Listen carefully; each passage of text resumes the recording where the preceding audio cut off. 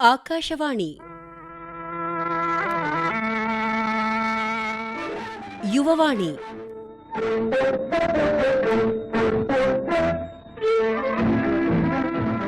ಇಂದಿನ ಯುವವಾಣಿ ಕಾರ್ಯಕ್ರಮದಲ್ಲಿ ಬಹುಮುಖ ಪ್ರತಿಭೆ ಸಮುದ್ಯತಾ ಅವರೊಂದಿಗೆ ಸಂದರ್ಶನ ಮೂಡಿಬರಲಿದೆ.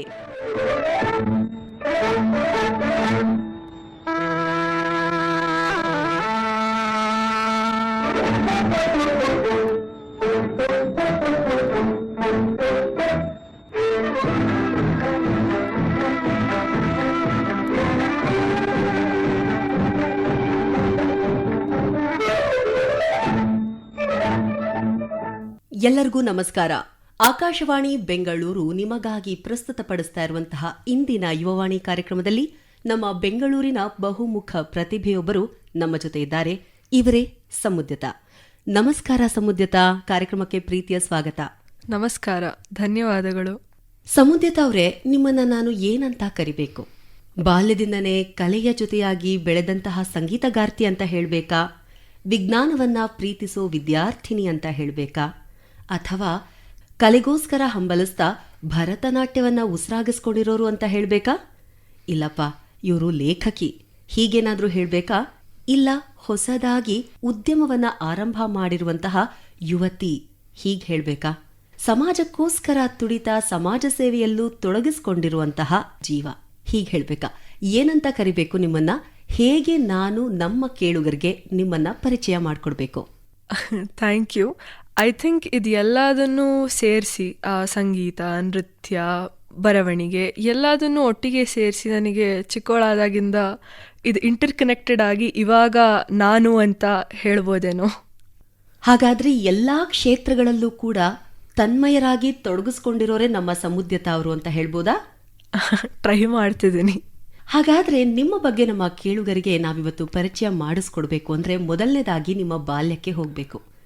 6ನೇ ವರ್ಷದ ಹುಡುಗಿಯಾಗಿದ್ದಾಗಿನಿಂದ ಶುರುವಾದ ನಿಮ್ಮ ಕಲೆಯ ಪಯಣದ ಬಗ್ಗೆ ತಿಳ್ಕೋಬೇಕು. ಹೇಗೆ ಶುರುವಾಯಿತು ನಿಮ್ಮ ಕಲಾ ಜೀವನ? ನಾನು 6ನೇ ವಯಸ್ಸಲ್ಲಿದ್ದಾಗ ಸಂಗೀತ ಪಾಠ ಶುರು ಆಯಿತು ನಂದು. ನನ್ನ ತಂದೆ ಕೂಡ ಕರ್ನಾಟಿಕ್ ವೋಕಲಿಸ್ಟ್. ಸೊ ಅವರು ಹಾಡ್ತಿದ್ದನ್ನ ಕೇಳಿ ಆವಾಗಲೇ ಆಸಕ್ತಿ ಹುಟ್ಟಿದ್ದು ನನಗೆ. ಆವಾಗ ನಾನು ನನ್ನ ತಂದೆಯ ಮೊದಲನೇ ಗುರುಗಳ ಹತ್ರ ನಾನು ಶುರು ಮಾಡಿದೆ. ಮತ್ತು ಅಜ್ಜಿ ಹೇಳ್ಕೊಡೋರು ಪಾಠನ. ಸೊ ಈ ಥರ ಫ್ಯಾಮಿಲಿಯಿಂದಾನೇ ಬಂದಿರೋದು ಸಂಗೀತ ನನಗೆ. ಹಾಗೆ 7ನೇ ವಯಸ್ಸಿನಲ್ಲಿ ಭರತನಾಟ್ಯ ಶುರು ಆಯಿತು. ಅಮ್ಮ ಕೂಡ ಭರತನಾಟ್ಯಂ ಆರ್ಟಿಸ್ಟ್. ಸೊ ಅದರಿಂದ ಭರತನಾಟ್ಯದಲ್ಲೂ ಆಸಕ್ತಿ ಹುಟ್ಟಿತು. ಸೊ ಎರಡೂ ಒಟ್ಟಿಗೆ ಕಲಿಯೋಕ್ಕೆ ಶುರು ಮಾಡಿದೆ ನಾನು. ತಾಯಿ ಮತ್ತು ತಂದೆ ಇಬ್ಬರೂ ಕೂಡ ಕಲಾವಿದರು. ಇಬ್ಬರೂ ಕಲಿತಂತಹ ಕಲೆಗಳು ವಿಭಿನ್ನ. ಆದರೆ ಇಬ್ಬರ ಕಲೆಯನ್ನು ಕೂಡ ಕಲಿಬೇಕು ಅನ್ನುವಂತಹ ಹಂಬಲ ಮೂಡಿ ನೀವದನ್ನ ಕಲಿತಾ ಇಲ್ಲಿವರೆಗೂ ಸಾಗಿ ಬಂದಿದ್ದೀರಾ. ಮೊದಲನೇದಾಗಿ ನಾವು ಕರ್ನಾಟಕ ಶಾಸ್ತ್ರೀಯ ಸಂಗೀತದ ಬಗ್ಗೆ ಮಾತಾಡೋಣ. ಈ ಒಂದು ಸಂಗೀತ ನಿಮ್ಮ ಜೀವನದಲ್ಲಿ ಯಾವೆಲ್ಲ ಬದಲಾವಣೆಗಳನ್ನ ತೆಗೆದುಕೊಂಡು ಬಂದಿದೆ? ಸೊ ಸಂಗೀತ ನನಗೆ ಚಿಕ್ಕ ವಯಸ್ಸಿನಿಂದಾನೇ ಶುರು ಮಾಡಿದ್ರಿಂದ ಐ ಫೀಲ್ ಕಾನ್ಸಂಟ್ರೇಷನ್ ಹೆಚ್ಚಾಗಿದೆ ಆ್ಯಂಡ್ ಇಂಟರ್ ಕನೆಕ್ಟೆಡ್ ಆಗಿದೆ ನನಗೆ. ನನ್ನ ಕಲೆ, ನನ್ನ ವಿಜ್ಞಾನ ಮತ್ತು ನನ್ನ ಬರವಣಿಗೆ, ನನ್ನ ಕ್ರಿಯೇಟಿವ್ ಪರ್ಸ್ಯೂಟ್ಸ್ ಎಲ್ಲ ಯಾವಾಗ್ಲೂ ನನಗೆ ಒಂದರಿಂದ ಕಷ್ಟ ಆಗಿದೆ ಇನ್ನೊಂದಕ್ಕೆ ಅಂತಲ್ಲ, ಯಾವಾಗಲೂ ಒಂದು ಇನ್ನೊಂದನ್ನ ಬೆಂಬಲ ಕೊಟ್ಟಿದೆ. ಒಬ್ಬ ಕರ್ನಾಟಕ ಶಾಸ್ತ್ರೀಯ ಸಂಗೀತಗಾರ್ತಿ ಇವತ್ತು ನಮ್ಮ ಜೊತೆ ಯುವವಾಣಿ ಕಾರ್ಯಕ್ರಮದಲ್ಲಿ ಇದ್ದಾರೆ ಅಂದಾಗ ಒಂದು ಹಾಡನ್ನು ಅಥವಾ ಶ್ಲೋಕವನ್ನು ಕೇಳಲೇಬೇಕು ನಾವು. ಯಾವುದಾದ್ರೂ ಒಂದು ಹಾಡನ್ನ ಅಥವಾ ಶ್ಲೋಕವನ್ನ ಹಾಡ್ತೀರಾ? ನಾನು ಗಣೇಶನ ಶ್ಲೋಕ ಹಾಡ್ತೀನಿ. ಅಠಾಣ ರಾಗದಲ್ಲಿದೆ ಇದು. ಗಜಾನನೋ ಭೂತಗಣಾದಿ ಸೇವಿತಂ ಕಪಿತ್ತಜಂಬೂಫಲ ಸಾರಭಕ್ಷಿತಂ ಉಮಾಸುತೋ ಶೋಕ ವಿನಾಶ ಕಾರಣಂ ನಮಾಮಿ ವಿಘ್ನೇಶ್ವರ ಪಾದ ಪಂಕಜಂ ನಮಾಮಿ ವಿಘ್ನೇಶ್ವರ ಪಾದ ಪಂಕಜಂ. ಅದ್ಭುತವಾಗಿ ಹಾಡಿದ್ರಿ. ಈಗ ನಾವು ನಿಮ್ಮ ನೃತ್ಯದ ಬಗ್ಗೆ ಮಾತಾಡಲೇಬೇಕು. ಭರತನಾಟ್ಯ ಕಲಾವಿದೆ ನೀವು. ಸಂಗೀತ ಭರತನಾಟ್ಯ ಎರಡನ್ನೂ ಕೂಡ ಹೇಗೆ ಸಮತೋಲನವಾಗಿ ಮುಂದೆ ಮುಂದೆ ಕರ್ಕೊಂಡು ಹೋಗ್ತಾ ಇದ್ದೀರಾ? ಸಂಗೀತ ಮತ್ತು ಭರತನಾಟ್ಯ ಯಾವತ್ತೂ ಸೆಪರೇಟ್ ಆಗಿಲ್ಲ ನನಗೆ. ಸಂಗೀತದಲ್ಲಿ ಇರುವ ಜತಿ ಸ್ವರಗಳಾಗ್ಬೋದು, ಅದನ್ನೇ ನಾವು ಭರತನಾಟ್ಯದಲ್ಲಿ ಕೂಡ ಕಲಿತೀವಿ. ಸಂಗೀತದಲ್ಲಿ ಇರುವ ತಾಳಗಳಾಗ್ಬೋದು, ಅದನ್ನೇ ನಾವು ಭರತನಾಟ್ಯದಲ್ಲಿ ಕೂಡ ಉಪಯೋಗಿಸ್ತೀವಿ. ಸೊ ಅದು ಯಾವಾಗಲೂ ಇಂಟರ್ ಕನೆಕ್ಟೆಡ್ ಆಗೇ ಇದೆ. So sangeetha has always complemented Bharatanatyam and Bharatanatyam has always complemented sangeetha. ಸಮಯಾವಕಾಶ ಹೇಗೆ ಮಾಡ್ಕೋತೀರಾ? ಬೆಳಗ್ಗೆ ಓದಿನ ನಂತರ ಸಾಯಂಕಾಲ ನಾನು ಅಷ್ಟೊಂದು ಹೊರಗಡೆ ಹೋಗೋದು, ಟಿವಿ ನೋಡೋದು ಅದು ಸ್ವಲ್ಪ ಕಡಿಮೆ. ನನ್ನ ಕಲೆಗೆ ಅವಾಗ ಟೈಮ್ ಕೊಡ್ತೀನಿ ನಾನು. ಮೊದಲನೇ ಬಾರಿ ವೇದಿಕೆ ಹತ್ತಿದಾಗ, ಒಬ್ಬ ಹಾಡುಗಾರ್ತಿಯಾಗಿ ವೇದಿಕೆ ಹತ್ತಿದಾಗಿನ ಅನುಭವಕ್ಕೂ ಭರತನಾಟ್ಯ ಕಲಾವಿದೆಯಾಗಿ ವೇದಿಕೆ ಹತ್ತಿದಾಗಿನ ಅನುಭವಕ್ಕೂ ಏನಾದ್ರೂ ವ್ಯತ್ಯಾಸ ಇತ್ತಾ? ಯಾವ ವಯಸ್ಸಿನಲ್ಲಿ ನೀವು ಮೊದಲನೇದಾಗಿ ವೇದಿಕೆಯ ಮೇಲೆ ಪರ್ಫಾರ್ಮೆನ್ಸ್ ಕೊಟ್ಟಿದ್ದು? ಆಕ್ಚುಲಿ ನಾನು ಭರತನಾಟ್ಯ ಕಲಿಯಕ್ಕೆ ಶುರು ಮಾಡಿದ್ದು 1 ವರ್ಷ ಲೇಟ್ ಆದ್ರೂ ಸಂಗೀತಕ್ಕಿಂತ ನನ್ನ ಭರತನಾಟ್ಯ ಪರ್ಫಾರ್ಮೆನ್ಸೇ ಫಸ್ಟ್ ಇದ್ದಿದ್ದು. ಅದು ದೊಡ್ಡ ಸ್ಟೇಜಲ್ಲಿತ್ತು, ದೊಡ್ಡ ಪ್ರೊಡಕ್ಷನ್ ಇತ್ತು, ನಂದೊಂದು ಸಣ್ಣ ಪಾತ್ರ ಇತ್ತು ಅದರಲ್ಲಿ. ಸೊ ಭಯ ಇತ್ತು. ಪರ್ಫಾರ್ಮ್ ಮಾಡೋದು ನನ್ನ ಸ್ಟೇಜ್ ಮಾರ್ಕ್ಗಿಂತ ಹಿಂದೆ ಪರ್ಫಾರ್ಮ್ ಮಾಡ್ತಿದ್ದೆ ನಾನು ಅಂತ ಆಮೇಲೆ ಗುರುಗಳು ಹೇಳಿದ್ರು ನನಗೆ.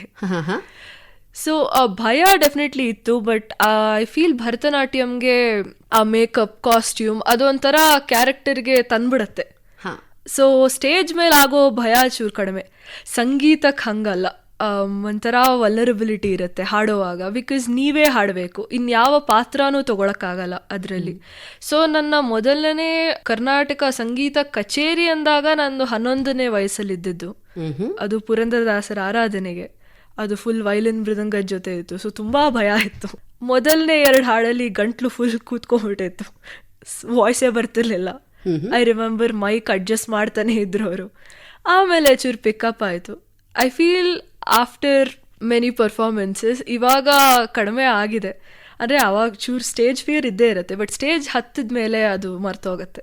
ಮಗು ಆಗಿದ್ದಾಗ ಸ್ಟೇಜ್ ಹತ್ತಿದ ಸಮಯದಲ್ಲಿ ಜನರನ್ನ ನೋಡ್ತಾ ಇದ್ದಾಗಿನ ಸಮಯಕ್ಕೂ ಈಗ 19 ವರ್ಷದ ಹುಡುಗಿಯಾಗಿ ವೇದಿಕೆ ಮೇಲೆ ಕುಳಿತು ಅಥವಾ ವೇದಿಕೆ ಮೇಲೆ ಪರ್ಫಾರ್ಮೆನ್ಸ್ ಮಾಡುವಾಗ ಜನರನ್ನ ನೋಡುವಾಗ ಆಗುವಂತಹ ಅನುಭವಕ್ಕೂ ಏನಾದ್ರೂ ವ್ಯತ್ಯಾಸ ಅನ್ಸುತ್ತಾ? ಡೆಫಿನೆಟ್ಲಿ ವ್ಯತ್ಯಾಸ ಇದೆ. ಚಿಕ್ಕವಳಾಗಿದ್ದಾಗ ಜನ ನನ್ನ ಎಲ್ಲಿ ಜಡ್ಜ್ ಮಾಡ್ಬಿಡ್ತಾರೋ, ನನ್ನ ನೋಡಿ ನಕ್ ಬಿಡ್ತಾರೋ ಅಂತ ಒಂದು ಭಯ ಇರುತ್ತೆ. ಅದು ಪರ್ಫಾರ್ಮೆನ್ಸ್ ಪ್ರೆಷರ್ ಆಗಿ ಟ್ರಾನ್ಸ್ಲೇಟ್ ಆಗೇ ಆಗತ್ತೆ. ಇವಾಗ ಜನ ನನ್ನನ್ನು ಪ್ರೋತ್ಸಾಹಿಸಕ್ ಬಂದಿದ್ದಾರೆ, ನನ್ನ ನೋಡಿ ಖುಷಿ ಪಡ್ತಾರೆ ಅನ್ನೋ ಫೀಲಿಂಗ್ ಇದೆ. ಆ್ಯಂಡ್ ಗುರುಗಳ ಟ್ರೈನಿಂಗು ಇನ್ಕ್ರೀಸ್ ಆಗಿದೆ. ಸೊ ಪ್ರೆಸೆಂಟೇಷನ್ ವೈಸ್ ಆಲ್ಸೋ ಇವಾಗ ಮೋರ್ ಸೌಂಡ್ ಇರೋದ್ರಿಂದ ಒಂಥರ ಎಕ್ಸೈಟ್ಮೆಂಟ್ ಬರುತ್ತೆ ಜನ ನೋಡಿದಾಗ, ಭಯ ಆಗಕ್ಕಿಂತ. ನೀವೀಗ ಒಬ್ಬ ಯೂತ್ ಆಗಿ ಬೇರೆ ಯೂತ್ಸ್ಗೆ ಶಾಸ್ತ್ರೀಯ ಸಂಗೀತ ಅಥವಾ ನೃತ್ಯದಲ್ಲಿ ಒಂದಷ್ಟು ಕೆರಿಯರ್ ಆಪರ್ಚುನಿಟೀಸ್ ಇದೆ, ಬನ್ನಿ ಕಲಿರಿ, ನಮ್ಮ ಸಂಸ್ಕೃತಿನ ಮುಂದೆ ತಗೊಂಡು ಹೋಗೋಣ ಅಂತ ಹೇಳೋದಾದ್ರೆ ಯಾವೆಲ್ಲ ಕೆರಿಯರ್ ಆಪರ್ಚುನಿಟೀಸ್ ಅನ್ನ ನೀವು ಹೇಳೋದಕ್ಕೆ ಇಷ್ಟಪಡ್ತೀರಾ? ಐ ಫೀಲ್ ಕರಿಯರ್ ಆಪರ್ಚುನಿಟೀಸ್ಗಿಂತ ಕಲೆಯನ್ನ ಕಲೆಯಾಗಿ ಪ್ರೋತ್ಸಾಹಿಸೋಕ್ಕೆ ನಾವು ತಗೋಬೇಕು ಅಂತ. Career opportunities I feel open ಆಗ್ತಾ ಹೋಗುತ್ತೆ. ನಮ್ಮ ಕಲೆ ಎನ್ಹ್ಯಾನ್ಸ್ ಆಗ್ತಾ ಹೋದಷ್ಟು, ನಾವು ಪ್ರಾಕ್ಟೀಸ್ ಜಾಸ್ತಿ ಆದ ಹೋದಷ್ಟು, ಮತ್ತು ನಾವು ರೆಪೋರ್ಟರ್ ಇನ್ಕ್ರೀಸ್ ಮಾಡ್ಕೋತಾ ಹೋದಷ್ಟು ಆಪರ್ಚುನಿಟೀಸ್ ಹಾಗೆ ಓಪನ್ ಆಗುತ್ತೆ. ಅಂದರೆ ಕಲೆಯನ್ನ ಪ್ರೀತಿಸಿದ್ರೆ ಖಂಡಿತವಾಗ್ಲೂ ಕೆರಿಯರ್ ಆಪರ್ಚುನಿಟೀಸ್ ಇದರಲ್ಲಿ ಇದೆ. ಸೊ ಯುವ ಜನತೆ ಮನಸ್ಸು ಮಾಡಬೇಕು ಅಂತ ಸಮುದ್ಯತ ಅವರು ಹೇಳ್ತಾ ಇರೋ ಮಾತು. ಮತ್ತೆ ನನಗಿಂತ ತುಂಬಾ ಟ್ಯಾಲೆಂಟೆಡ್ ಮ್ಯೂಸಿಷಿಯನ್ಸ್ ಇದ್ದಾರೆ ನನ್ನ ವಯಸ್ಸಿನವರೇ. ಅವ್ರಿಗೆಲ್ರಿಗೂ they are having wonderful opportunities. Like studio ರೆಕಾರ್ಡಿಂಗ್ಗಳು ಮಾಡ್ತಾರೆ, ಆಲ್ಬಮ್ಸ್ಗಳು ರಿಲೀಸ್ ಮಾಡ್ತಾರೆ, ಕಚೇರಿಗಳು ಕೊಡ್ತಾರೆ. I feel I have lot more to learn. ಕಲ್ತಷ್ಟೂನು ಮತ್ತೆ ಪಾಠ ಪ್ರಾಕ್ಟೀಸ್ ಮಾಡಿದಷ್ಟೂನು ದ ಬೆಟರ್ ವಿ ಬಿಕಮ್, ಜಾಸ್ತಿ ಆಪರ್ಚುನಿಟೀಸ್ ಓಪನ್ ಅಪ್ ಆಗುತ್ತೆ. ಅಭ್ಯಾಸನೇ ಎಲ್ಲದಕ್ಕೂ ರಹದಾರಿ. ಹೌದು, ಹೇಳ್ಬೋದು.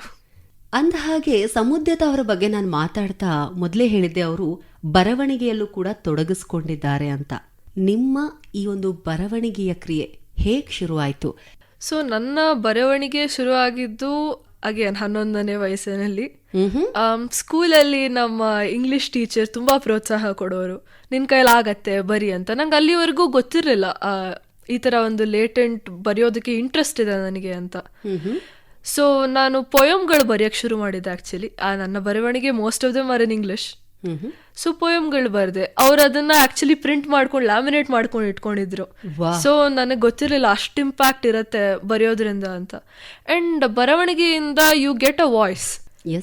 ಓದಿ ನಿಮ್ಮ ಓನ್ ಒಪಿನಿಯನ್ಸ್ ಫಾರ್ಮ್ ಮಾಡ್ಕೊಳಕ್ಕೆ ಆಪ್ಷನ್ ಇರುತ್ತೆ. ಸೊ ಅವಾಗ ಶುರು ಆಗಿದ್ದ ಬರವಣಿಗೆ ಕಾಲೇಜ್ ಮ್ಯಾಗಝೀನಿಗೆ ಕೊಟ್ಟೆ, ಆರ್ಟಿಕಲ್ಗಳು ಬರೆದೆ. ಪರೀಕ್ಷಾ ಪೇ ಚರ್ಚಾಗೆ ಟೈಮ್ಸ್ ಆಫ್ ಇಂಡಿಯಾ ಆರ್ಟಿಕಲ್ ಕರೆದಿದ್ರು 9th ಸ್ಟ್ಯಾಂಡರ್ಡ್ ಅಲ್ಲಿ, ಅದಕ್ಕೆ ಬರ್ದೆ, ಅದು ಪಬ್ಲಿಷ್ ಆಯಿತು. ಸೊ ಹಂಗೆ ಶುರು ಆಯಿತು. ಇವಾಗ ಪುಸ್ತಕಕ್ಕೆ ಬಂದಿದೆ. ಯಾವ ಪುಸ್ತಕ ಅದು? ಹೇಗೆ ಅವಕಾಶ ಒದಗ್ ಬಂತು? ಸೊ ಮೊದಲು ನಾನೊಂದು ಮ್ಯಾನುಸ್ಕ್ರಿಪ್ಟ್ ಬರ್ದಿದ್ದೆ. ಅದನ್ನ ಯಾಕೆ ಪಬ್ಲಿಷ್ ಮಾಡಬಾರ್ದು, ಯಾಕೆ ಹೊರಗೆ ತರಬಾರ್ದು ಅಂತ ಅನಿಸ್ತು. ಅದಕ್ಕೆ ಬೇರೆ ಬೇರೆ ಪಬ್ಲಿಕೇಶನ್ಸ್ಗೆ ಕಳ್ಸಕ್ ಶುರು ಮಾಡಿದೆ. ಒಂದು ಪಬ್ಲಿಕೇಶನ್, ಇಂಟರ್ನ್ಯಾಷನಲ್ ಪಬ್ಲಿಕೇಶನ್, ರಿಪ್ಲೈ ಮಾಡಿದ್ರು. ಹೇಳಿದ್ರು ಈ ಮ್ಯಾನುಸ್ಕ್ರಿಪ್ಟ್ ನಾವೆಲ್ದು ಮ್ಯಾನುಸ್ಕ್ರಿಪ್ಟ್ ಇದೆ, ಕಾದಂಬರಿ ಇದು, ಇದನ್ನ ಪಬ್ಲಿಷ್ ಮಾಡೋಕ್ಕಾಗಲ್ಲ, ಜನಕ್ಕೆ ನೀವ್ ಯಾರು ಅಂತ ಗೊತ್ತಿಲ್ಲ, ಆದ್ರೆ ನಿಮ್ ಬರವಣಿಗೆ ಸ್ಟೈಲ್ ಚೆನ್ನಾಗಿದೆ, ಅದಕ್ಕೆ ನೀವ್ ಯಾಕೆ ಒಂದು ಸಣ್ಣ ಕತೆ ಬರೆದ್ಬಿಟ್ಟು ಒಂದು ಆಂಥಾಲಜಿ ಮಾಡ್ತಿದೀವಿ, ಅದಕ್ಕೆ ಯಾಕೆ ಕಾಂಟ್ರಿಬ್ಯೂಟ್ ಮಾಡಬಾರ್ದು ಅಂತ ಅವರೊಂದು ಪ್ರಾಂಪ್ಟ್ ಕೊಟ್ರು ಕತೆ ಬರೆಯಕ್ಕೆ. ಅದು ಬರೆದು ಕಳಿಸ್ದೆ, ಅವ್ರಿಗೆ ಇಷ್ಟ ಆಯ್ತು. ಅದೆಲ್ಲ ಪ್ರಾಸೆಸ್ ಎಲ್ಲ ಆಗಿ ಇವಾಗ ಪಬ್ಲಿಕೇಶನ್ ಆಗಿದೆ. ಪುಸ್ತಕ ನಿಮ್ಮ ಕೈಗೆ ಬಂದಿದೆ. ಪುಸ್ತಕ ಕೈಗೆ ಬಂದಿದೆ, ಕರೆಕ್ಟ್. ಇನ್ನಷ್ಟು ಪುಸ್ತಕಗಳನ್ನ ಹೊರತರೋ ಐಡಿಯಾ ಏನಾದ್ರೂ ಇದೆಯಾ? ಅಂದ್ರೆ ಬರಿತಾ ಇರ್ತೀನಿ. ನಾನು ಮಾತಾಡೋಕ್ಕಿಂತ I am more comfortable writing or singing or dancing. ನನ್ನ ಚೋಸನ್ ಎಕ್ಸ್ಪ್ರೆಷನ್ ಮಾತಲ್ಲ. So I am little bit uncomfortable ಮಾತಾಡಕ್ಕೆ. ಅಂದ್ರೆ ನಮ್ಮ ಯುವವಾಣಿಯ ಕೇಳುಗರಿಗೆ ಇವತ್ತು ಹೆಚ್ಚಿನ ಮಾತಿಗಿಂತ ಹಾಡುಗಳನ್ನೇ ಕೇಳಿಸ್ಬಿಡೋಣ ಹಾಗಾದ್ರೆ. ಸಮುದಿತಾ ಅವರೇ, ನಿಮ್ಮ ಬರವಣಿಗೆಯ ಒಂದಷ್ಟು ಸಾಲುಗಳನ್ನ ನಮ್ಮ ಕೇಳುಗರಿಗೋಸ್ಕರ ಹೇಳ್ಬೋದಾ? When did she even get here? Indu wonders. She swiftly eyes the women's peculiar mismatched outfit, but quickly turns away and looks out of the window, hoping to avoid awkward small talk with her as well as the driver. Unfortunately for her, her co-passenger has other ideas. ಇದು ನನ್ನ ಬರವಣಿಗೆಯಿಂದ ಒಂದು small snippet. ನಾನು ಇಲ್ಲಿ ಕ್ಯಾರೆಕ್ಟರ್ನ introduce ಮಾಡ್ತಾ ಇದ್ದೀನಿ. Main character ಇವಾಗ story is just about to unfold. ಅದರ ಅರ್ಥ ಅಂದ್ರೆ ಅವಳು ಕ್ಯಾರೆಕ್ಟರ್ ಇಂದು ಅಂತ ಒಬ್ಬಳಿದಾಳೆ. ಅವಳು ಒಂದು ಕಾರಲ್ಲಿದ್ದಾಳೆ, ಅವಳ ಪಕ್ಕ ಯಾರೋ ಒಂದು ಕೂತಿದ್ದಾರೆ, ಅವಳು ನೋಡೇ ಇಲ್ಲ ಅವ್ರನ್ನ. ಅವಳು ಅಷ್ಟು ಲಾಸ್ಟ್ ಇನ್ ಥಾಟ್ಸ್ ಆಗಿದ್ದಾಳೆ. ಅದನ್ನ ನೋಟಿಸ್ ಮಾಡ್ತಿರೋದು, ಅವಳ ಬಟ್ಟೆ ನೋಟಿಸ್ ಮಾಡ್ತಿದ್ದಾರೆ. ಬಟ್ ಈ ಕ್ಯಾರೆಕ್ಟರ್ಗೆ ಡ್ರೈವರ್ ಜೊತೆ ಆಗಿರ್ಬೋದು ಅಥವಾ ಅವ್ರ ಕೋ ಪ್ಯಾಸೆಂಜರ್ ಜೊತೆ ಆಗಿರ್ಬೋದು ಮಾತಾಡಕ್ ಬೇಕಿಲ್ಲ. ಕೌತುಕ ಮೂಡಿಸುವಂತಹ ಹಲವಾರು ಕಥೆಗಳು ನಿಮ್ಮ ಲೇಖನಿಂದ ಹೊರಬರಲಿ ಅಂತ ಆಕಾಶವಾಣಿ ಬೆಂಗಳೂರು ಯುವವಾಣಿ ತಂಡದಿಂದ ನಾವು ಕೂಡ ಹಾರೈಸ್ತಾ ಇದ್ದೀವಿ. Thank you. ಸಮುದಿತಾ ಅವರೇ, ನಿಮ್ಮ ಶಿಕ್ಷಣದ ವಿಚಾರಕ್ಕೆ ಬರೋಣ. ಬಿಟೆಕ್ ಓದ್ತಾ ಇದ್ದೀರಾ. ವಿಜ್ಞಾನವನ್ನ ಈ ಎಲ್ಲಾ ಕಲೆಗಳ ಜೊತೆಯಾಗಿ ನಿಭಾಯಿಸ್ಕೊಂಡು ಹೋಗೋದು ಸುಲಭ ಅನ್ನಿಸ್ತಾ ಇದೆಯಾ? ಮುಂದೇನ್ ಮಾಡ್ಬೇಕು ಅಂತ ಇದ್ದೀರಾ ನೀವು? ಇವಾಗ ನಾನು ಬಿಟೆಕ್ ಬಯೋಟೆಕ್ನಾಲಜಿ ಓದ್ತಿದ್ದೀನಿ. ಮುಂದೆ ನಾನು ಕ್ಯಾನ್ಸರ್ ರಿಸರ್ಚ್ಗೆ ಹೋಗೋಣ ಅಂತಿದ್ದೀನಿ. ಅದು ನನ್ನ ಫೀಲ್ಡ್ ಆಫ್ ಇಂಟ್ರೆಸ್ಟ್ ಆಗಿದೆ. ಕಲೆ ಎಷ್ಟು ಕ್ರಿಯೇಟಿವ್ ಆಗಿ, ಎಷ್ಟು ನಮ್ಮದೇ ಆದ ಯೋಚನೆಗಳು, ಚಿಂತನೆಗಳು, ಅದನ್ನು ನಾವು ಎಕ್ಸ್ಪ್ರೆಸ್ ಮಾಡ್ಕೊಳಕ್ಕಾಗತ್ತು. ವಿಜ್ಞಾನ is the exact opposite. But ಅದು ಒಂಥರ ಕಾಂಪ್ಲಿಮೆಂಟ್ರಿ ಅನ್ಸುತ್ತೆ ನನಗೆ. ಎಲ್ಲ ಫ್ಯಾಕ್ಟ್ ಬೇಸ್ಡ್ ಇರುತ್ತೆ, ಎಲ್ಲ ರಿಸರ್ಚ್ ಬೇಸ್ಡ್ ಇರುತ್ತೆ, ಏನಿದೆಯೋ ಅದಿರುತ್ತೆ. ಅದಕ್ಕೆ ನಮ್ಮ ಓನ್ ಇಂಟರ್ಪ್ರಿಟೇಷನ್ಸ್ ಅಷ್ಟೊಂದಿರಲ್ಲ. It is very interesting to me. ನನಗೆ ಅದರಲ್ಲಿ ತುಂಬಾ ಆಸಕ್ತಿ ಇದೆ. PUCಯಲ್ಲಿ ಸ್ಟೇಟ್ ಲೆವೆಲ್ ರ್ಯಾಂಕ್ ಪಡೆದಿದ್ರಿ. ಎಕ್ಸ್ಪೆಕ್ಟೇಷನ್ ಇತ್ತಾ? ಆಕ್ಚುಲಿ ಎಕ್ಸ್ಪೆಕ್ಟೇಷನ್ ಇತ್ತು, ಆದರೆ ಇನ್ನೂ ಚೆನ್ನಾಗಿ ಬರುತ್ತೆ ಅಂತಿತ್ತು ರ್ಯಾಂಕಲ್ಲಿ. But I am very thankful. State rank 31 ಬಂದಿತ್ತು ನನಗೆ ಆಕ್ಚುಲಿ ರಿಸಲ್ಟ್ ದಿವಸ ನನಗೆ ಚೂರು ಬೇಜಾರಾಗಿತ್ತು. ಓಕೆ, ಇನ್ನೂ ಜಾಸ್ತಿ ಬರ್ಬೋದಿತ್ತಲ್ಲ ಅಂತ. ಆಮೇಲೆ ಕಾಲೇಜಿಂದ ಹೇಳಿದ್ರು, ನಿಮಗೆ ಸ್ಟೇಟ್ ರ್ಯಾಂಕ್ 31 ಬಂದಿದೆ, ಕಂಗ್ರ್ಯಾಚುಲೇಷನ್ಸ್ ಅಂತ ವಿಜ್ಞಾನದಲ್ಲಿ. ಸೊ ಆಮೇಲೆ ಐ ವಾಸ್ ವೆರಿ ಹ್ಯಾಪಿ. ನಿಮ್ಮ ವಯಸ್ಸಿನ ವಿದ್ಯಾರ್ಥಿಗಳು ಓದ್ಲೂಬೇಕು, ಕಲೆನೂ ಕೂಡ ನಿಭಾಯಿಸಬೇಕು ಅಂತ ಅಂದ್ಕೊಳ್ಳೋರ್ಗೆ ನೀವು ಏನ್ ಹೇಳೋದಕ್ಕೆ ಇಷ್ಟಪಡ್ತೀರಾ? I feel interest and time management ಎರಡೂ ತುಂಬ ಇಂಪಾರ್ಟೆಂಟ್ ಆಗುತ್ತೆ. ಕೆಲವರು ಫೋರ್ಸಿಬಲ್ ಆಗಿ ಬಂದಿರ್ತಾರೆ ಕಲೆಗೆ. ಐ ಫೀಲ್ ಫೋರ್ಸಿಬಲ್ ಆಗಿ ಬಂದಿರುವಾಗ there is only so long ಅದನ್ನು ಪ್ರಾಕ್ಟೀಸ್ ಮಾಡ್ತಾ ಹೋಗೋಕ್ಕಾಗೋದು. ಜೆನ್ಯೂನ್ ಆಸಕ್ತಿ ಇದ್ದರೆ ಕಲೆಯಲ್ಲಿ ಅಥವಾ ಜೆನ್ಯೂನ್ ಆಸಕ್ತಿ ಇದ್ದರೆ ಏನಾದ್ರಲ್ಲೂ, ಓದರಲ್ಲಿ, ಬರೆಯೋದ್ರಲ್ಲಿ, ಆವಾಗಲೇ ಕಂಟಿನ್ಯೂ ಮಾಡ್ಕೊಂಡು ಹೋಗ್ಬೋದು. ಇನ್ನೊಂದು ಟೈಮ್ ಮ್ಯಾನೇಜ್ಮೆಂಟ್. ಅದು I also struggle with it a little bit. But ಟೈಮನ್ನು ಹೆಂಗೆ ಮ್ಯಾನೇಜ್ ಮಾಡ್ತೀವಿ? ಯಾವುದಕ್ಕೆ ಒಂದ್ರಲ್ಲಿ ಕಡಿಮೆ ಆದರೆ ಟೈಮು ಇನ್ನೊಂದಕ್ಕೆ ಜಾಸ್ತಿ ಕೊಡ್ಬೋದು. ಅಂದರೆ ಜೆನ್ಯೂನ್ ಆಸಕ್ತಿ ಇರುವಂತಹ ಕ್ಷೇತ್ರದಲ್ಲಿ ನಿಮ್ಮನ್ನ ನೀವು ತೊಡಗಿಸ್ಕೊಳ್ಳಿ ಅನ್ನೋ ಮಾತನ್ನ ಹೇಳೋದಕ್ಕೆ ಇಷ್ಟಪಡ್ತಿದ್ದೀರಾ? ಸಮುದ್ಯತಾ ಅವರು ತಮ್ಮದೇ ಆದಂತಹ ಒಂದು ಕಂಪನಿಯನ್ನ ಸ್ಥಾಪನೆ ಮಾಡಿ 1 ವರ್ಷ ಕಳೆದಿದೆ. ಓದಿನ ಜೊತೆಯಾಗಿ ಕಲೆಯ ಜೊತೆಯಾಗಿ ನಿಮ್ಮ ಉದ್ಯಮವನ್ನ ನೀವು ಮುನ್ನಡೆಸ್ಕೊಂಡು ಹೋಗ್ತಾ ಇದ್ದೀರಾ. ಹೇಗೆ ಸಾಧ್ಯ ಆಯ್ತು ಇದೆಲ್ಲ? ಸೊ ನಂದಿರೋದು ಇವಾಗ design company and design is also ಒಂಥರ ಕಲೆನೇ, ವಿಜುವಲ್ ಮೀಡಿಯಮ್ ಆಫ್ ಎಕ್ಸ್ಪ್ರೆಷನ್ ಅದು. ಸೊ ಅದು ನನಗೆ ಅಷ್ಟೊಂದು ಡಿಫ್ರೆಂಟ್ ಅಂತ ಅನಿಸ್ಲಿಲ್ಲ. ಅದರಲ್ಲೂ ನನಗೆ ಆಸಕ್ತಿ ಇದೆ. ನಾನು ಪೇಂಟಿಂಗ್ ಮಾಡ್ತೀನಿ, ಡ್ರಾಯಿಂಗ್ ಮಾಡ್ತೀನಿ, ಸ್ಕೆಚಿಂಗ್ ಮಾಡ್ತೀನಿ. ಸೊ ಅದ್ರ ಜೊತೆ ಡಿಸೈನಿಂಗ್ ಕೂಡ ಒಂದು ಇಂಟ್ರೆಸ್ಟಿಂಗ್ ಫೀಲ್ಡ್ ಅನ್ನಿಸ್ತು ನನಗೆ. And design is always A need, ಎಲ್ರಿಗೂ ಬೇಕಾಗ್ತಾನೆ ಇರುತ್ತೆ. ಮದುವೆ ಇನ್ವಿಟೇಷನ್ಗಳಾಗ್ಬೋದು ಅಥವಾ ಕಂಪನಿಗೆ ಕಾರ್ಪೊರೇಟ್ ಇವೆಂಟ್ಸ್ಗಳಿಗಾಗ್ಬೋದು, ಇವೆಂಟ್ ಇದ್ದೇ ಇರುತ್ತೆ. ಆ್ಯಂಡ್ ಇನ್ನೊಬ್ರು ಶುಭ ಕಾರ್ಯದಲ್ಲಿ, ಇನ್ನೊಬ್ರು ಪಾಸಿಟಿವ್ ಇವೆಂಟ್ಸಲ್ಲಿ ನಮ್ಮದು ಒಂದು ಪಾರ್ಟ್ ಇರೋದು ಇಸ್ ವೆರಿ ಪ್ಲೆಸೆಂಟ್ ಫೀಲಿಂಗ್. ಅದಕ್ಕೆ ಡಿಸೈನ್ ಕಂಪನಿ ನಾನು ಶುರು ಮಾಡಿದೆ.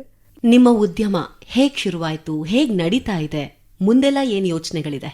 ನಾನು ಡಿಸೈನ್ ಕಂಪನಿ ಶುರು ಮಾಡಿದ್ದು ಸಣ್ಣದಾಗಿ ಶುರು ಮಾಡಿದೆ. ನಾನೊಬ್ಬಳೇ ಓವರ್ 1 year ಆಯಿತು ಶುರು ಮಾಡಿ. ಮತ್ತು ಒಬ್ಬಳೇ ಶುರು ಮಾಡಿದ್ದು ಇವಾಗ ಟೀಮ್ ಆಗಿ ಬೆಳೆದಿದೆ. ನೀವು ಮರೆಯೋಕ್ಕಾಗದಿರೋಂತಹ ಪ್ರಾಜೆಕ್ಟ್ ಯಾವುದಾದ್ರೂ ಮಾಡಿದ್ದೀರಾ? ಮರೆಯೋಕ್ಕಾಗದಿರೋ ಅಂಥ ಪ್ರಾಜೆಕ್ಟ್ ಅಂದರೆ ಒಂದು NGOಗೆ ಡಿಸೈನ್ ಮಾಡ್ಲಿಕ್ಕೆ ಕೇಳಿದ್ರು. ಸೊ ಅವ್ರು ಮಾಡ್ತಿರೋ ಕೆಲಸ ನನಗೆ ತುಂಬ ಇನ್ಸ್ಪಿರೇಷನಲ್ ಅನ್ನಿಸ್ತು. ಅವರು ವಿಮೆನ್ ಸೇಫ್ಟಿಗೆ ಮಾಡ್ತಿದ್ದು. ಸೊ ಆ ಪ್ರಾಜೆಕ್ಟ್ ನನಗೆ ತುಂಬ ಮೆಮೊರೇಬಲ್ ಆಗಿದೆ. ಒಬ್ಬ ಹೆಣ್ಣು ಮಗಳಾಗಿ ಮಹಿಳಾ ಸುರಕ್ಷತೆಯ ಬಗ್ಗೆ ನಿಮ್ಮ ಉದ್ಯಮದಿಂದ ಮಾಡಿದಂತಹ ಒಂದಷ್ಟು ಕಾರ್ಯಗಳು ಬಹಳ ಖುಷಿ ಕೊಟ್ಟಿದೆ ಅಂತ ಮಾತು ಹೇಳ್ತಾ ಇದ್ದೀರಾ.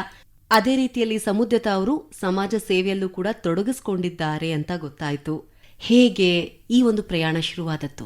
ಇದು ಚಿಕ್ಕ ವಯಸ್ಸಿನಿಂದಾನೇ ಇನ್ಕಲ್ಕೇಟ್ ಆಯಿತು ನನಗೆ. ಅಪ್ಪ ಅಮ್ಮ ಇಬ್ರು ಸೋಷಿಯಲ್ ರೆಸ್ಪಾನ್ಸಿಬಿಲಿಟಿ ಅಂತ ಹೇಳೋರು.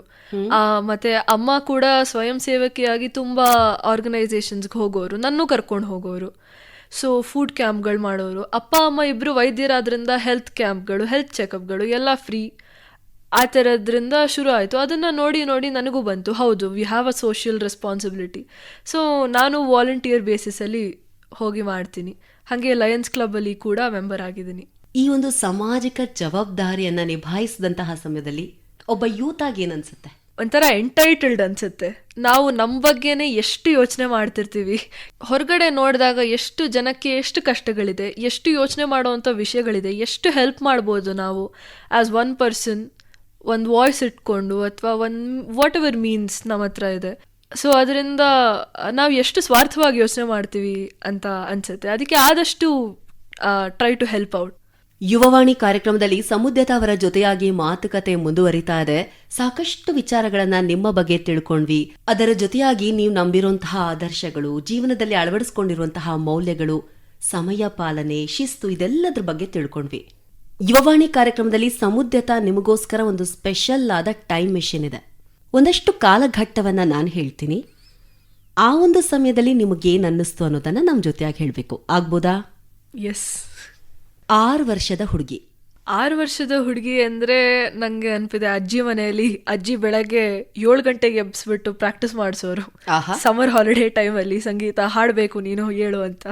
ಸೊ ಅಜ್ಜಿ ಮನೇಲಿ ಇದ್ದಾಗೂ ನಾನು ಬಿಡ್ತಿರ್ಲಿಲ್ಲ. 10ನೇ ತರಗತಿ.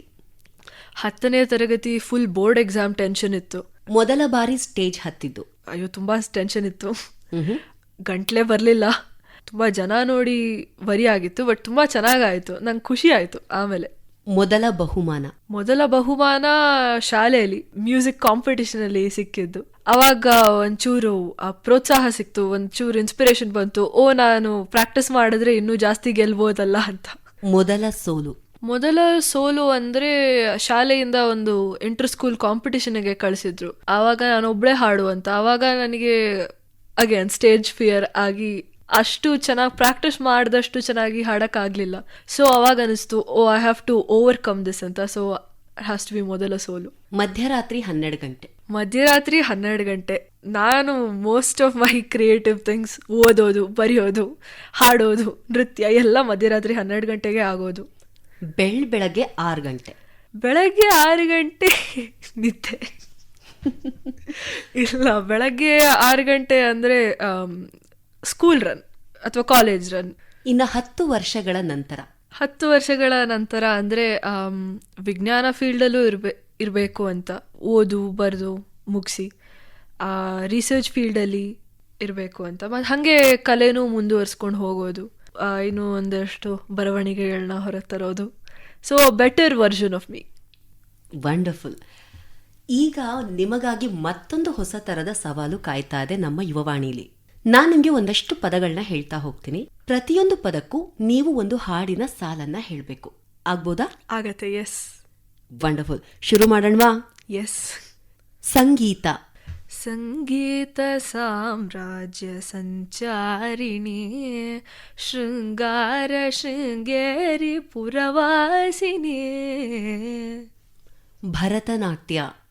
ಭರತನಾಟ್ಯಕ್ಕೆ ಒಂದು ಜತಿ ಹಾಡ್ಬೋದಾ? ತದ್ಧಿತ್ತಕದಿನ ಧೀಂ ಧಿತ್ತಕದಿನ ಧೀಂ ತಕದಿನ ಧೀಂ ತಕಿಟ ತಾಂ ತದಿಗಿಣ ತುಂ ಧೀಂ ತಕಿಟ ತಾಂ ತದಿಗಿಣ ತುಂ ಧೀಂ ತಕಿಟ ತಾಂ ತದಿಗಿಣ ತುಂ ಧೀಂ. ವಿಜ್ಞಾನ. ಕೊಡು ಬೇಗದು ಯಮತಿ ಸರಸ್ವತಿ. ಅಂದರೆ ವಿಜ್ಞಾನ ಇನ್ನೂ ವೃದ್ಧಿ ಆಗಲಿ ಅಂತ. ಪುಸ್ತಕ. ಒಂದು ಸರಸ್ವತಿದು ಹಾಡು. ವೀಣಾವಾದಿನಿ ಶುಭಮತಿ ದಾಯಿನಿ ಪುಸ್ತಕ ಹಸ್ತೆ ದೇವನೂತೆ. ಕನಸು. ಕನ್ನಡನ ಕನಸಿನಲಿ ಗೋವಿಂದನ ಕಡೆನ ಕನಸಿನಲಿ. ಗುರು. ಗುರುವಿನ ಗುಲಾಮನಾಗುವ ತನಕ ದೊರೆಯದಣ್ಣ ಮುಕುತಿ. ಅಮ್ಮ. ಇದು ಅಮ್ಮನ ಬಗ್ಗೆ ಒಂದು ಸಂಸ್ಕೃತದ ಹಾಡು. ಕಲ್ಯೆ ಬುದ್ಧ್ಯತಿ ಮಮ ಜನನಿ ಪಶ್ಚಾನ್ಮಾಮಪಿ ಬೋಧಯತಿ ಉಷ್ಣಜಲೇನ ಪ್ಲಾವಯತಿ ನವವಸನಂ ಸಾ ಪರಿಧಾರಯತಿ. ಕಲ್ಯೆ ಬುದ್ಧ್ಯತಿ ಮಮ ಜನನಿ. ಅಪ್ಪ. ನಾನು ನೋಡಿದ ಮೊದಲ ವೀರ, ಬಾಳು ಕಲಿಸಿದ ಸಲಹೆಗಾರ, ಬೆರಗು ಮೂಡಿಸೋ ಜಾದುಗಾರ ಅಪ್ಪ. ಸ್ನೇಹ. ಕಣ್ಣ ಕಂಬನಿಯ ಒರೆಸುವ ಸ್ನೇಹಿತ, ನಮ್ಮ ಸ್ನೇಹವಿದು ಇರಲಿ ಶಾಶ್ವತ. ಭಾರತ. ಜಯತಿ ಜಯತಿ ಭಾರತ ಮಾತಾ ಬುಧಗೀತ ನಿಖಿಲ ಮತವನ ನಿರತ ನತ ಜನ ಸುಕೃತ. ಜಯತಿ ಜಯತಿ ಜಯತಿ. ಜೀವನ. ದೋಣಿ ಸಾಗಲಿ ಮುಂದೆ ಹೋಗಲಿ ದೂರ ತೀರವ ಸೇರಲಿ. ನಿಮ್ಮ ಜೀವನ ನೌಕೆ ಕೂಡ ಗುರಿಯ ತೀರವನ್ನ ಸೇರ್ಲಿ ಅಂತ ನಾವು ಯುವವಾಣಿ ತಂಡದಿಂದ ನಿಮ್ಗೆ ಹಾರೈಸ್ತಾ ಇದ್ದೀವಿ. ಧನ್ಯವಾದ. ಕಾರ್ಯಕ್ರಮ ಕೇಳ್ತಾ ಇರುವಂತಹ ಯುವಕರಿಗೆ ನಿಮ್ಮ ಮಾತು ಏನು? ಐ ಥಿಂಕ್ ಯುವಕರಾಗಿ we are the future of the country. ದೇಶದ ಮುಂದಿನ ಪ್ರಜೆಗಳು ನಾವೇ. ಸೊ ನಮಗೆ ತುಂಬ ರೆಸ್ಪಾನ್ಸಿಬಿಲಿಟಿ ಇದೆ ನಮ್ಮ ದೇಶವನ್ನು ಮತ್ತು ನಮ್ಮ ಓನ್ ಸೆಲ್ಫ್ಸನ್ನು ಯಾವಾಗಲೂ ಬೆಟರ್ಮೆಂಟಿಗೆ ತೊಗೊಂಡು ಹೋಗಬೇಕು ಅಂತ. ಸೊ ನಿಮಗೆ ಆಸಕ್ತಿ ಇರೋ ಫೀಲ್ಡ್ಗಳಲ್ಲಿ ನಿಮಗೆ ಆದಷ್ಟು ಹೆಲ್ಪ್ ಮಾಡಿ, ಒಳ್ಳೆ ಕೆಲಸಗಳನ್ನ ಮಾಡಿ, ಮತ್ತು ದೊಡ್ಡವರಿಂದ ಇನ್ಸ್ಪಿರೇಷನ್ ತಗೊಂಡು let us all work towards a better world. ಸಂಗೀತ, ನೃತ್ಯ, ಉದ್ಯಮ, ವಿಜ್ಞಾನ, ಹೀಗೆ ಎಲ್ಲ ಕ್ಷೇತ್ರಗಳಲ್ಲೂ ನಿಮ್ಮನ್ನು ನೀವು ತೊಡಗಿಸ್ಕೊಂಡು ಸಮಯವನ್ನು ಪ್ರತಿಯೊಂದಕ್ಕೂ ಕೂಡ ಮಾಡಿಕೊಂಡು ನೀವು ಸಮಯದ ಸದುಪಯೋಗ ಮಾಡ್ಕೋತಾ ಇದ್ದೀರಾ. ಯುವ ಜನತೆ ಕೂಡ ಸಮಯದ ಸದುಪಯೋಗ ಮಾಡ್ಕೋಬೇಕಾದ್ರೆ ಏನಾದರೂ ಅವ್ರಿಗೆ ಟಿಪ್ಸ್ ಕೊಡ್ತೀರಾ? ಸಮಯದ ಸದುಪಯೋಗ ಅಂದರೆ ಐ ಫೀಲ್ ಇವಾಗ ಮೋಸ್ಟ್ ಇಂಪಾರ್ಟೆಂಟ್ ನನಗೂ ಆಗತ್ತೆ ಸೋಷಿಯಲ್ ಮೀಡಿಯಾ ಯೂಸೇಜ್. ಅದನ್ನು ನಾವು ಕಡಿಮೆ ಮಾಡ್ಕೊಳ್ಳಿ ಅಂತ ಹೇಳೋಕ್ಕಾಗಲ್ಲ, because that is our way of staying connected. ಅದನ್ನು ಸದುಪಯೋಗ ಮಾಡ್ಕೊಳ್ಳಿ ಅಂತ ಹೇಳ್ಬೋದು. ಆ ಟೈಮನ್ನು ನಾವು ಸುಮ್ಮನೆ ಸ್ಪೆಂಡ್ ಮಾಡೋಕ್ಕಿಂತ ನಮಗೆ ಇಂಟ್ರೆಸ್ಟ್ ಇರೋದನ್ನು ನಾವು ಸೆಲ್ಫ್ ಇಂಪ್ರೂವ್ಮೆಂಟ್ಗೆ ಅದನ್ನೇ ಉಪಯೋಗಿಸ್ಬೋದು. To stay connected with better people who make us better, people who we are inspired by. So ಅದಕ್ಕೆ ಉಪಯೋಗಿಸಿದ್ರೆ instead of just scrolling. So I feel that is one way of time management, ಸದುಪಯೋಗ of ಸಮಯ. Thank you so much. ನಿಮ್ಮೊಟ್ಟಿಗೆ ಮಾತಾಡಿ ಖುಷಿ ಆಯಿತು. ಇವತ್ತು ಆಕಾಶವಾಣಿ ಬೆಂಗಳೂರು ಕೇಂದ್ರಕ್ಕೆ ಬಂದ್ರಿ, ಹೇಗೆ ಅನ್ನಿಸ್ತು ನಿಮಗೆ? ತುಂಬ ಖುಷಿ ಆಯಿತು. I feel very honoured. ನನಗೆ ಇನ್ನೂ ಮಾಡೋಕ್ಕೆ ತುಂಬ ಕೆಲಸ ಇದೆ, ತುಂಬ ಅಚೀವ್ ಮಾಡೋದಿದೆ, ತುಂಬ ಸೊಸೈಟಿಗೆ ಗಿವ್ ಬ್ಯಾಕ್ ಮಾಡೋದಿದೆ. ಸೊ ಅದಕ್ಕೆ thank you so much for having me. ಧನ್ಯವಾದ. ಧನ್ಯವಾದ. ಇಂದಿನ ಯುವವಾಣಿ ಕಾರ್ಯಕ್ರಮದಲ್ಲಿ ನಮ್ಮ ಬೆಂಗಳೂರಿನ ಬಹುಮುಖ ಪ್ರತಿಭೆ ಸಮುದ್ಯತಾ ಅವರ ಜೊತೆಯಾಗಿ ಸಂದರ್ಶನ ಮೂಡಿಬಂತು. ಸಂದರ್ಶನ ನಿಮ್ಮನ್ನ ತಲುಪಿದೆ ಅಂತ ನಾವು ಭಾವಿಸ್ತಾ ಇದ್ದೀವಿ. ಸಾಕಷ್ಟು ವಿಚಾರಗಳನ್ನು ತಿಳ್ಕೊಂಡ್ವಿ. ಯುವ ಜನತೆಗೆ ಸಮಯದ ಸದುಪಯೋಗ ಆಗಿರಬಹುದು, ಶಿಸ್ತಿನ ಜೀವನವಾಗಿರಬಹುದು, ಅಭ್ಯಾಸದಿಂದಾನೇ ಯಶಸ್ಸು ಅನ್ನೋದು ದೊರೆಯುತ್ತೆ. ಈ ರೀತಿಯಾದಂತಹ ಅನೇಕ ವಿಚಾರಗಳನ್ನು ಸಮುದ್ಯತಾ ಅವರ ಮಾತುಗಳಲ್ಲಿ ನಾವು ಕೂಡ ಕಂಡುಕೊಂಡ್ವಿ. ಅವರಿಗೆ ಮತ್ತೊಮ್ಮೆ ಧನ್ಯವಾದಗಳನ್ನ ಹೇಳ್ತಾ ಯುವವಾಣಿ ಕಾರ್ಯಕ್ರಮದ ಈ ಸಂಚಿಕೆಯನ್ನ ಮುಕ್ತಾಯಗೊಳಿಸ್ತಾ ಇದ್ದೀವಿ. ನಮಸ್ಕಾರ. ಇಂದಿನ ಯುವವಾಣಿ ಕಾರ್ಯಕ್ರಮದಲ್ಲಿ ಬಹುಮುಖ ಪ್ರತಿಭೆ ಸಮುದ್ಯತಾ ಅವರೊಂದಿಗೆ ಸಂದರ್ಶನವನ್ನು ಕೇಳಿದಿರಿ. ಸಂದರ್ಶಕರು ಮಮತಾ, ನಿರ್ಮಾಣ ಜ್ಯೋತಿದಾಸ್. ಇದು ಆಕಾಶವಾಣಿ ಬೆಂಗಳೂರು ಕೇಂದ್ರದ ಕೊಡುಗೆ.